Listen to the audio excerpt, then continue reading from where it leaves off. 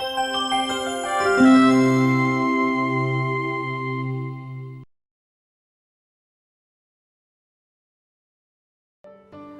दोस्तों, आज मैं आपके सामने प्रस्तुत हुआ हूँ एक बहुत ही इम्पॉर्टेंट न्यूरोलॉजिकल बीमारी जिसको पार्किंसंस डिजीज़ बोलते हैं, उसके विषय में बात करने के लिए।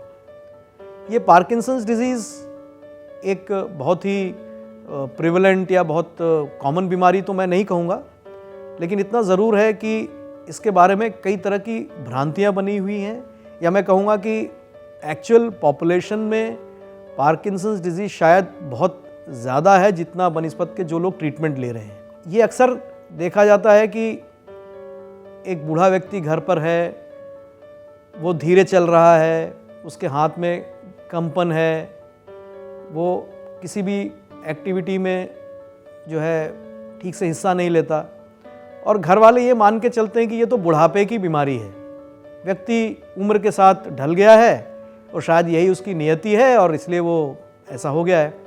बट मैं आपको बहुत कॉन्फिडेंस के साथ ये कहना चाहूँगा कि हमारे सोसाइटी में ऐसे कई पेशेंट होंगे जिनको पार्किंसंस होगा, जो दवा से या ट्रीटमेंट से बिल्कुल एक स्वस्थ व्यक्ति की तरह जीवन व्यतीत कर सकते हैं। पर अनफॉर्चुनेटली, दुर्भाग्य से ऐसे मरीजों को हम आइडेंटिफाई नहीं कर पाए हैं। अब मैं आपसे पार्किंसंस डिजीज़ के सिम्टम्स बताना चाहूँगा। पार्किंसंस का मरीज़ बहुत अचानक, ये यूजुअली सिम्टम्स अचानक नहीं होती, इसलिए ये कई बार आइडेंटिफाई नहीं हो पाती और इसलिए इसको समझने में लोगों को दिक्कत होती है। ये धीरे से आने वाली बीमारी है। एक व्यक्ति जो एक मैं कहूँ प्रोटोटाइप पार्किंसंस पेशेंट है, उसकी हिस्ट्री ऐसी रहती है कि वो धीरे धीरे धीरे स्लो होता चला गया।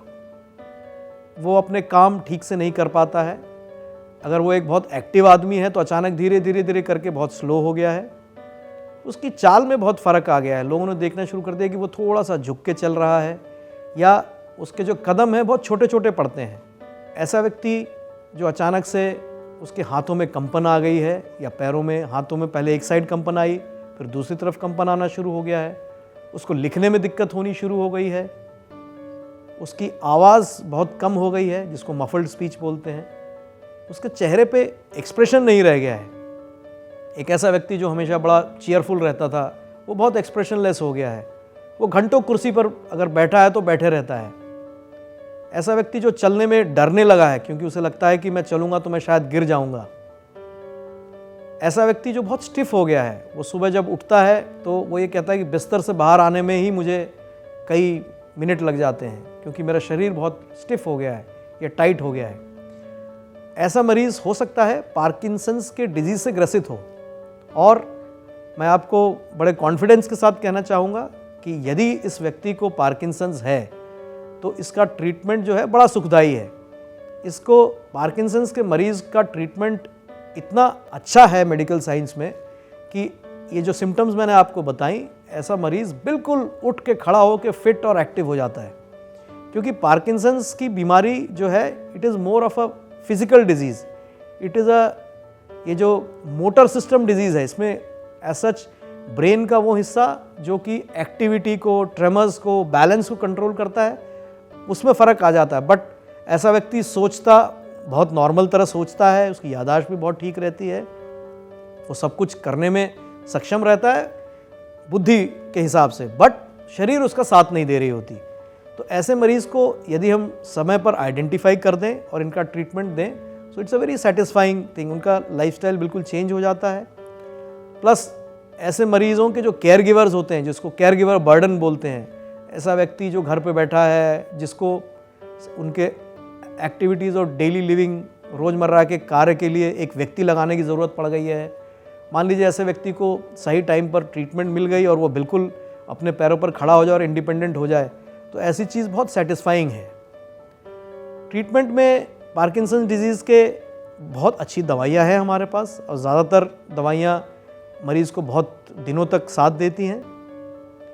अब कुछ सर्जिकल ट्रीटमेंट्स भी हैं हमारे पास, जिसको डीप ब्रेन स्टिमुलेशन बोलते हैं।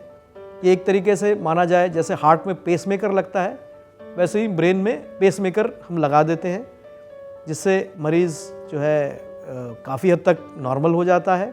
और ऐसे मरीज़ जो कुछ सालों तक दवाइयों पर रहे और अब दवाइयों से उतना रिस्पॉन्स नहीं कर रहे और उनको दवाइयों के साइड इफ़ेक्ट आने शुरू हो गए, उनके लिए भी ये ट्रीटमेंट बहुत आइडियल है। अंत में मैं यही कहना चाहूँगा कि हो सकता है आपके आसपास, अड़ोस पड़ोस, परिवार में कई मरीज़ ऐसे हैं जो पार्किंसंस डिजीज़ से ग्रसित हैं। ज़रूरत सिर्फ इस बात की है कि उस व्यक्ति को सही डॉक्टर या फिजिशियन के पास ले जाना और उनका सही इलाज शुरू करवा देना। धन्यवाद।